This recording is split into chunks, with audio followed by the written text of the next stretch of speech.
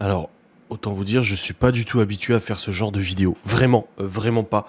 Et j'ai même hésité pas mal d'heures avant de vous tourner cette vidéo. Mais là, je me suis dit, pourquoi je n'aurais pas le droit de le faire? Pourquoi je ne pourrais pas le faire, moi? Pourquoi? Voilà. Surtout que d'autres youtubeurs vont le faire, probablement, dont des gros youtubeurs, peut-être comme le Radi Radier, etc., qui font des vidéos où ils pointent justement les arnaques des influenceurs, les trucs bizarres, les contrefaçons, les machins, le dropshipping et tout. J'ai été justement très rapidement concerné par le dropshipping dans la mesure où je gérais les partenariats il y a quelques années et j'ai vite flairé du coup la douille et la couille jusqu'à refuser du coup toutes les collabs de dropshipping, en tout cas jusqu'à ce que j'arrête de gérer une autre chaîne YouTube. Et ensuite moi-même j'ai reçu des propositions de dropshipping et je l'ai pas fait. Là on va pas parler de dropshipping, même si il y a vraiment une douille dans le pâté. Comme je vous le dis, j'ai vraiment hésité à faire cette vidéo parce que je me suis dit, est-ce que j'ai de la légitimité de faire une vidéo à ce sujet? Est-ce que je peux le faire? Est-ce que j'ai le droit de le faire? Le droit, oui. Et finalement, je me suis dit, bah, attends, pourquoi je pourrais pas le faire? Pourquoi je pourrais pas? Je vous ai déjà parlé plein de fois des arnaques, des collaborations, des youtubeurs, machin, etc. Des collabs douteuses, fumeuses et tout. Comme moi, on m'a proposé des fois des collabs où, en fait, en grattant un peu, comme des montres, je me suis rendu compte qu'en fait, c'était une grosse douille. On m'avait proposé une collab pour des montres en me payant 500 balles, en recevant des montres et tout ça, soi-disant de qualité et tout, alors qu'en fait, c'était des montres assemblées à partir de pièces de Temu, d'AliExpress et tout ça. Donc, je me suis assis à de nombreuses reprises sur des collabs de produits fumés et tout ça, mais ce n'est pas le cas de tous les youtubeurs, et encore moins quand c'est leur propre projet. Je vous invite, du coup, si vous êtes intéressé par ce genre de sujet, les arnaques, d'aller voir les vidéos du Radi Radier. C'est un youtubeur qui est spécialisé là-dedans. Alors, cette vidéo que je vous fais là va être un peu plus longue à monter que les vidéos sans langue de bois, donc j'espère qu'elle marchera bien, quand même, parce que je vais y ajouter des incrustations, je vais y ajouter des éléments, des preuves et tout ça, d'une manière un peu plus investigation que juste vous parler. Je vais vous parler du coup de Maeva Genam, qui est une influenceuse qui a fait de la télé-réalité, qui habite à Dubaï et qui fait régulièrement des promotions de produits. Laura regarde ses stories Snapchat régulièrement, comme elle regarde d'autres influenceuses et tout ça, juste par curiosité. Elle n'a pas d'affection pour ces personnes, c'est juste que voilà, elle regarde Latifna, Genam, Frézou, machin et tout ça. Et le truc, c'est qu'elle regarde généralement dans le lit le soir. Et moi, à force, du coup, vu que je ne joue plus aux jeux vidéo le soir, je suis avec elle et j'entends ses stories Snap. Donc, au fur et à mesure, je me suis un peu mis dans le truc, à lui dire, ah bah du coup, elle a raconté quoi aujourd'hui, la Genam et tout ça. Alors, je vais pas parler de son prosélytisme très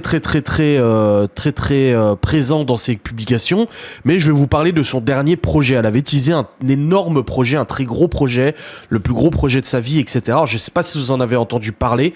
Les médias commencent à en parler aussi. C'est un parfum. Donc elle nous a dit oui voilà gros projet tout ça. Elle est revenue sur Paris pour faire un grand événement au Royal Monceau, qui était un hôtel privé très cher machin etc. Pour présenter du coup son parfum Rogue Rouge by Maeva Genam. Moi tout de suite parce que je commence à avoir l'œil et je commence à avoir un peu l'expertise des collabs, des machins et tout ça, surtout qu'elle fait des promotions actuellement pour des produits de dropshipping ou des produits de marque blanche. Qu'est-ce que c'est des marques blanches? En fait, c'est une usine en Chine qui crée un produit et dessus, en fait, une marque va pouvoir juste apposer son logo et dire, ah bah c'est à nous. Alors qu'en fait, ce produit, tu peux le retrouver avec plein d'autres. Par exemple, OK, avec qui j'ai déjà bossé, c'est une marque d'électronique qui n'existe plus, je crois, aujourd'hui, qui proposait des powerbanks, des machins, etc. Sauf que tu peux retrouver exactement les mêmes powerbanks d'une autre marque, parce que c'est des marques blanches. Alors, ça veut pas dire que c'est de la mauvaise qualité, mais c'est pas honnête quand tu dis que c'est un produit exclusif, machin et tout ça. Là, son produit de beauté, j'ai fait mes recherches. Pour essayer de découvrir un peu comment ça fonctionne, parce que si on prend si on prend déjà ce que la Genam nous dit, elle nous dit que c'est un parfum de niche de luxe. C'est un parfum de luxe de niche à 200 € les 75 millilitres. Au début, elle disait 100, mais en fait, c'est 75 millilitres. Donc, déjà, produit de niche de luxe. Elle nous dit ensuite que le nez, donc la personne, la professionnelle en parfumerie, des fragrances et tout ça, est une personne mondialement connue, une des plus connues au monde, machin, etc., très réputée, que c'est compliqué de travailler avec elle et tout. On a ensuite le designer On a le designer, donc la personne qui a designé la box, le coffret, et qui a designé du coup l'emballage du parfum et la fiole de parfum. Et on a ensuite derrière le gérant de la société qui s'appelle Black Ants, qui a été créée seulement le 30 octobre 2024, donc c'est extrêmement récent, il y a moins d'un mois cette entreprise a été créée, et qui gère du coup cette société. Donc moi, la première chose que j'ai fait, c'est que j'ai recherché qui était cette personne qui gérait. Je me suis dit au début, elle parle, c'est mon parfum et tout ça, donc je me suis dit, bon, elle doit avoir des parts dans la société, donc je suis allé me renseigner, j'ai découvert que la société avait été créée seulement il y a quelques semaines, bon... Ça, c'est pas un élément... On va parler de red flag, des éléments qui disent attention avec son produit. Déjà, le premier, c'est la création de la société il y a quelques semaines. On peut pas trop dire que c'est un red flag parce que ça arrive que des marques doivent se construire au fur et à mesure des mois voire des années et que c'est seulement à la fin qu'ils immatriculent la société pour commercialiser le produit. Ça peut arriver, même si un peu bizarre parce qu'il faut quand même comprendre que dans un processus de recherche et développement, de création de produits, il y a des prestataires à payer, il y a quand même des choses économiques à faire, une trésorerie à dépenser et tout ça, et qui doit normalement être justifié par une société active. Tu peux pas faire ça au black pendant des mois et des mois et des mois, et puis le jour où ça se lance, dire voilà, je crée ma société. Parce que tout l'argent que tu auras investi avant, en recherche et développement, en précommande, en élaboration de contenu, en payant les designers, les machins et tout ça, faut bien payer ces gens-là, tu les payes pas avec rien. Sauf que ce gérant de société qui a créé cette société Black Ants, donc fourmi noir, et aussi gérant d'autres sociétés, dont un site qui s'appelle Souk Dubaï, qui du coup permet, qui propose à la vente des produits à Dubaï, des parfums, des machins, déjà des parfums, mais aussi le site La Barfumerie qui propose aussi des parfums, mais des parfums plutôt d'entrée de gamme. On n'est pas sur des parfums à 200 balles de niche comme elle l'appelle. Donc un parfum de niche, c'est un parfum un peu exclusif. Donc d'accord, certaines marques proposent des parfums de niche à 2, 3, 400 euros, comme Louis Vuitton, etc. Du coup, après mes recherches, je me suis dit, ok, le gérant de cette société Black Ants, qui a été créée il y a quelques semaines seulement, gère déjà des sites internet de vente de parfums comme La Barfumerie. Donc j'ai fait mes recherches, et en faisant mes recherches sur ce site internet de La Barfumerie, on se rend compte qu'il vend des dupes, des parfums qui ressemblent, mais dont le nom change un peu. Au lieu de Coco Mademoiselle, on a Como-moiselle. J'ai continué mes recherches avec des highlights et tout ça, et je me rends compte qu'en fait, les bouteilles qu'ils utilisent pour la commercialisation de ces parfums sont des bouteilles que vous pouvez acheter sur Temu ou AliExpress pour 3 euros. C'est pas des bouteilles en verre fabriquées en France ou de luxe ou quoi que ce soit. C'est des simples contenants en verre vendus sur des sites internet chinois comme AliExpress, Temu et tout ça. Encore une fois, je ne critique pas, ils ont le droit de le faire.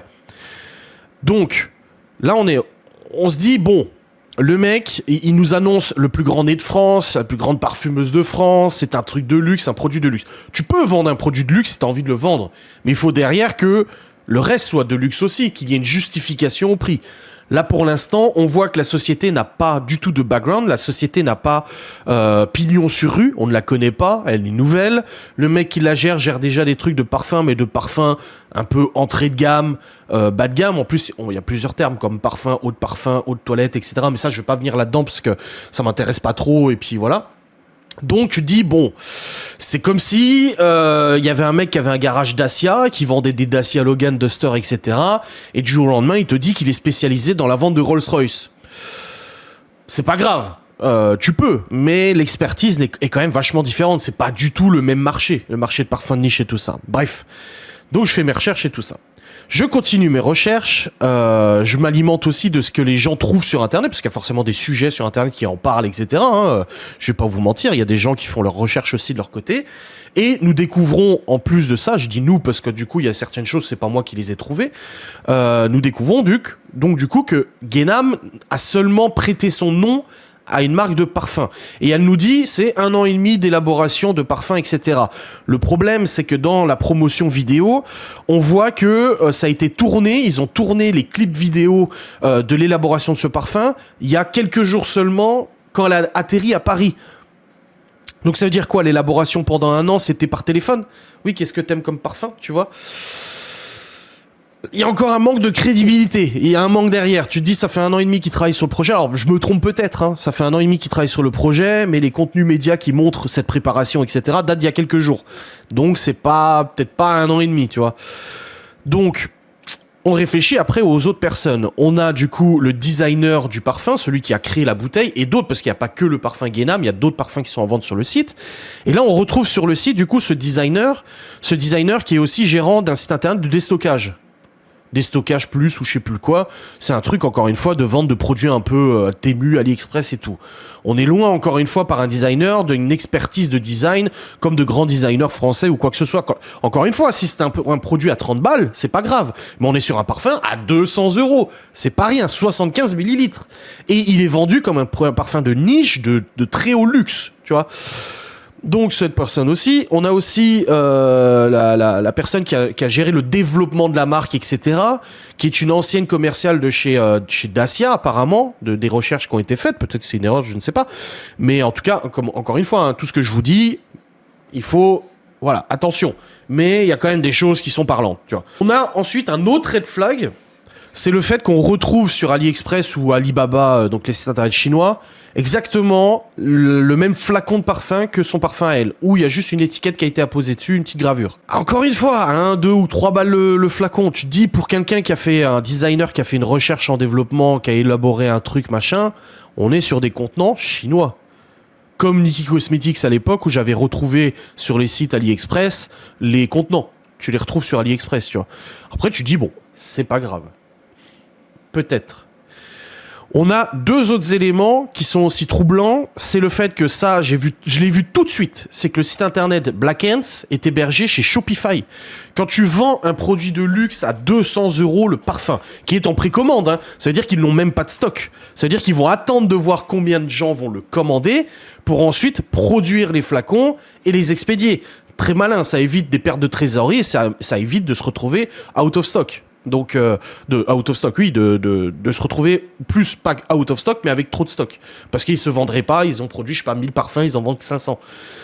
Donc, c'est du flux tendu pour moi, et le site est hébergé chez Shopify. C'est là où hébergent tous les arnaqueurs, les influvoleurs, leurs trucs de dropshipping, les écouteurs à 10 balles, à 50 balles, mais tu les trouves à 5 € sur AliExpress, etc. Quand tu fais un site internet pour une entreprise qui vend du luxe, tu passes par une entreprise qui développe des sites internet professionnels. Tu passes pas par Shopify. Alors le site il est joli, hein, mais tu passes pas par Shopify. Enfin, je veux dire, c'est comme si tu roulais en Ferrari et tu montais sur ta Ferrari des pneus chinois de merde. Non, bah au bout d'un moment t'es une voiture de luxe, tu mets des pneus qui vont avec. Surtout vu la voiture comment elle roule. Donc là t'es ok. Et dernière chose qui a été pointée sur les réseaux, c'est le fait que l'entreprise a une adresse dans le 8e arrondissement, et cette adresse, en fait, est tout simplement une domiciliation d'entreprise. Pour 10 € par mois, tu peux avoir une adresse près des Champs-Élysées pour 10 € par mois. Donc ça veut dire que cette adresse qui est notée sur les mentions légales, etc., n'est pas une vraie adresse, elle n'existe pas. C'est juste une boîte aux lettres. Donc il n'y a pas pignon sur rue, on essaie de te vendre un truc de luxe, avec une adresse de luxe, une marque de luxe, alors que la marque, ça fait 1 mois qu'elle est créée, que les mecs qui ont travaillé, c'est des spécialistes du dropshipping ou des ventes de produits bas de gamme, que les flacons, en plus des flacons que tu retrouves sur Black Ants, donc la grande marque de luxe qui vend les parfums de la Guénam et tout ça, bah en fait ces mêmes flacons, tu les retrouves sur la parfumerie, et qui sont vendus du coup aussi à quelques euros sur AliExpress, etc. Donc, et tu peux même pas sentir le truc aussi. Ça s'est relevé pas mal de fois, tu peux pas sentir le truc. Donc au bout d'un moment, on a une influenceuse qui te présente un projet de malade, que quand tu grattes un peu, tu te rends compte que en fait, il y a rien de malade et c'est très basique comme projet. Alors c'est beaucoup de fioritures, c'est le Royal Monceau, nanani, c'est du luxe, c'est voilà, un événement luxueux et tout. Non en fait. Et moi, ce qui me dérange, c'est que pour quelqu'un qui s'annonce comme être très croyante, avoir du coup ne pas avoir l'argent dans le cœur, elle crie haut et fort tout le temps qu'elle veut être milliardaire, que voilà tout le monde est logé à la même enseigne, alors qu'en fait non, tout le monde n'est pas logé à la même enseigne, qu'il suffit qu'Allah soit avec toi pour que t'aies la baraka dans ta vie et que tes projets fonctionnent et tout ça. Va dire ça en Palestine à ces pauvres Palestiniens qui se prennent des bombes sur la gueule. Je pense qu'ils sont plus croyants qu'elle et pourtant ils souffrent, tu vois. Donc en dehors de ce, je veux pas aller trop dans le détail de ce prosélytisme, mais moi, ça me dérange beaucoup quand j'entends ces stories de mettre en avant la religion et de justifier tout ce qu'elle fait par la religion, etc. Alors qu'elle-même n'a pas des comportements absolument corrects vis-à-vis des autres ou d'autrui ou quoi que ce soit. Donc ça me dérange un peu. Mais là, elle te propose un produit à 200 balles, elle essaie de te le vendre comme un truc de luxe, alors qu'en fait, les personnes qui gravitent autour de ce produit ne sont absolument pas spécialisées dans le luxe. Alors, à part peut-être le nez, la parfumeuse. Et encore, j'ai fait mes recherches sur elle, mais en fait, elle est pas du tout. Elle te dit, oui, mondialement connue. En fait, le truc, c'est que les nez, il y en a pas énormément dans le monde. Ils sont pas 350 millions en France ou dans le monde. Donc forcément, elle est connue dans son domaine, mais elle n'a rien fait d'exceptionnel. Elle a probablement fait des belles choses, mais c'est pas ce que la Guénam le vend. Non, au bout d'un moment, la Guénam devrait être honnête parce qu'elle dit que ça vaudrait encore plus cher normalement. Et encore, ils le vendent pas cher parce que ça vaudrait plus cher. C'est ouf. Et moi, quand je vois, j'ai regardé un peu sa publication sur Insta, il y a quand même des gens qui disent « Ah, je vais économiser pour l'acheter. Ah, j'ai hâte d'avoir l'argent pour l'acheter. » C'est pas cohérent. Tout ce qu'elle a avancé comme produit n'est pas cohérent. La marque n'est pas cohérente, le luxe de cette marque n'est pas cohérente. Alors je ne jugerai pas l'odeur parce que je ne l'ai pas senti, mais ça reste un parfum et c'est très subjectif un parfum. Toutes les peaux ne sied pas au parfum, à tous les parfums, etc. Donc moi, gros red flag. Je me dis, encore une fois, c'est une douille d'influenceur. Dans 3 mois, elle va proposer ça à moins 70%. Dans 6 mois, on n'en entendra plus parler, la société n'existera plus. Voilà ce que je pense. C'est un one shot, c'est ce que je dis à Laura, c'est un one shot financier. Il capitalise sur la communauté, sur le fait que la communauté adore Guénam et tout ça. Il capitalise là-dessus dans le but justement de vendre le plus possible. Et après, ciao, bonsoir, on n'en parle plus, bon dimanche. Donc non, ce n'est pas un grand projet. Non, ce n'est pas un truc de fou. Elle a prêté son nom à quelques personnes qui ont voulu s'essayer au luxe. Et j'ai dit à Laura, ça fait un peu penser ça fait un peu des gars de quartier comme ça. Alors quand je dis quartier, c'est pas péjoratif, mais des gars ensemble comme ça qui se sont dit, ah vas-y, on pourrait lancer un parfum niche. Ah ouais. Ah mais moi je connais une meuf, c'est un nez, elle sait faire des parfums et tout ça. Ah ouais. Et puis si on s'associe à une meuf qui est vachement connue dans le monde de l'influence, ouais bah la Guénam, elle parle tout le temps de parfum et tout ça. Ouais, vas-y, j'ai trouvé des bouteilles sur AliExpress, mais du coup, la société, faut que ça donne un peu envie. Bah, vas-y, on va faire un site sur Shopify, mais on va mettre une adresse aux Champs-Élysées et machin, comme ça, les gens, ils vont se dire, ouais, c'est du luxe et tout. Non, au bout d'un moment, quand tu grattes un peu, tu te rends compte qu'il y a quand même un problème dans l'histoire. Bref, j'espère que cette vidéo vous aura fait plaisir. Dites-moi ce que vous pensez de cette histoire. J'espère que ça sera bien pris. Encore une fois, je suis pas là pour critiquer méchamment Guénam ou ses actes ou quoi que ce soit. Je relève juste ce que j'ai pu remarquer ou ce que d'autres personnes ont pu remarquer en vidéo. Et puis vous mettre un petit peu, vous poster un contenu un peu plus journalistique, un peu plus investigation que d'habitude dans ces vidéos sans langue de bois. Je vous remercie d'avoir regardé ces vidéos, des bisous, salut.